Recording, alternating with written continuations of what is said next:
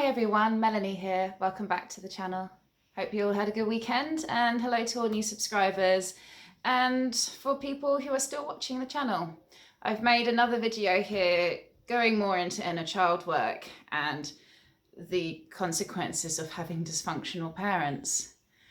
And if you're watching the videos on this channel, chances are that you've been in a toxic, dysfunctional relationship with someone who could quite possibly be personality disordered, or actually is diagnosed personality disordered.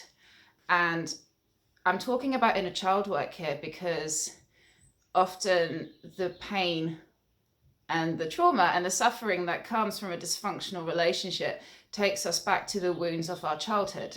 Dysfunctional parents in our childhood can mean that we end up with dysfunctional partners later on in life. And there's this particular dynamic that I keep seeing amongst my clients.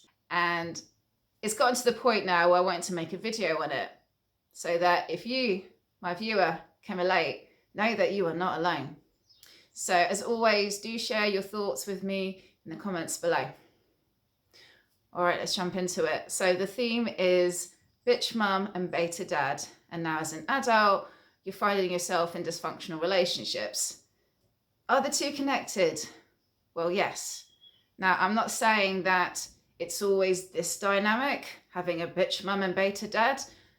Often it's the other way around, having the aggressive father and the more submissive, complacent mother.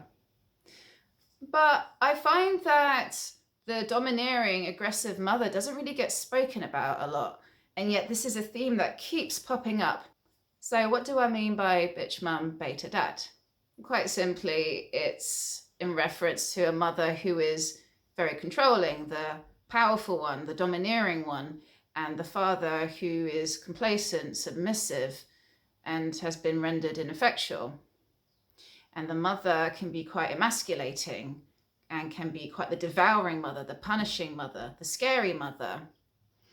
And so children may often flock to the complacent and the less dominant, the less scary father figure.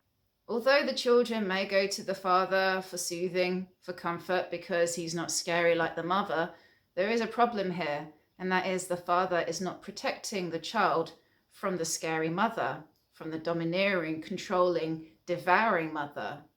Fathers are meant to protect us, and the ineffectual father, for whatever reason, has been rendered ineffectual in that he is not able to protect the children. One of the impacts is quite simply that we look to our parents to learn how to be adults in the world, to learn how to navigate the world.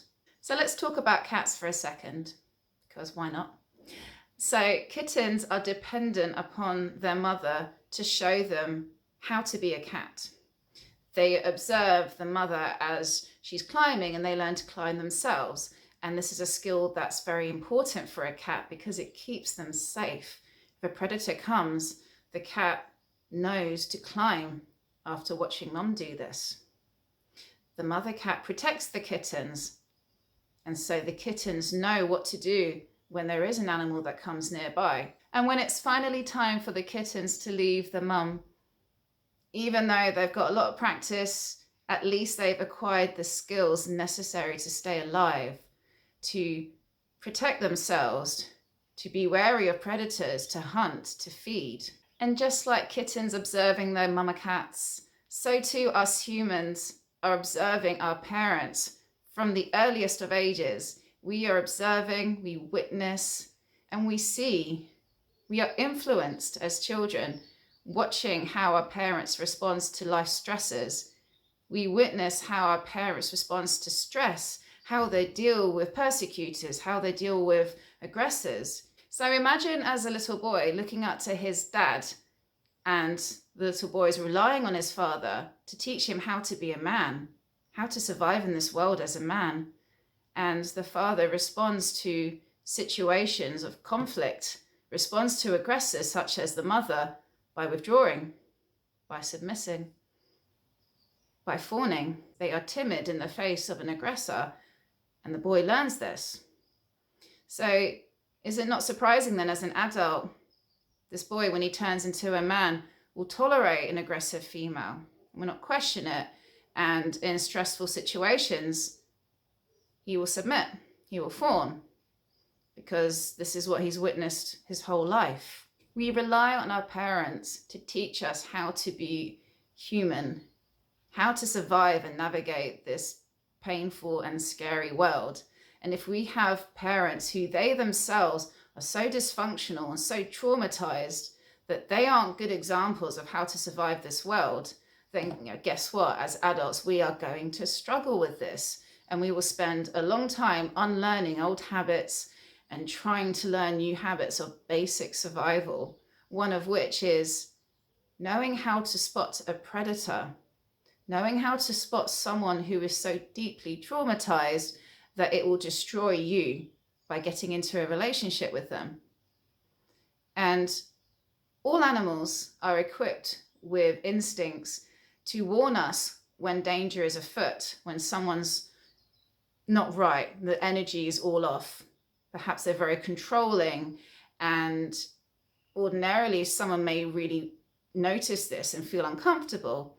However, if you've grown up with a very controlling parent, or parents and siblings on top of that, then this is normal. You're not going to pick up on it as anything weird. And you have a mother who can be very punitive and controlling and wants to punish you for you growing up and individuating and having a mind of your own. The dynamic that one can get caught in of the guilt and the shame, as well as anger, the healthy anger, the rage that actually really needs to be explored. Because if it doesn't, if just layers of guilt and shame about being angry, about all this, if none of this gets addressed, then you will just find yourself repeatedly in situations in which you have a figure who reminds you of your mum, or who reminds you of the narcissistic controlling parent. And until you come to terms with what's happened and really address all the rage from the past and the anger, address the guilt and the shame about who you are, because narcissistic parents don't want you to become who you are. They want you to become who they want you to be. This is what narcissistic parents are like. They feel threatened about the child growing up and individuating and becoming their own person. They are no longer the resource. They're no longer the magic mirror that the narcissistic queen looks into and demands praise. No, the child is a mind of his or her own. So all this needs to be addressed. Otherwise, we end up repeating these patterns where you end up dating someone who emasculates you, wants to keep putting you down, render you useless. Can argue this is happening on a wide scale at the moment. So now is a chance to talk about it. My viewers, talk to me, tell me what you think. All right, so I'll leave it here. Have a wonderful day. Talk soon. Bye-bye.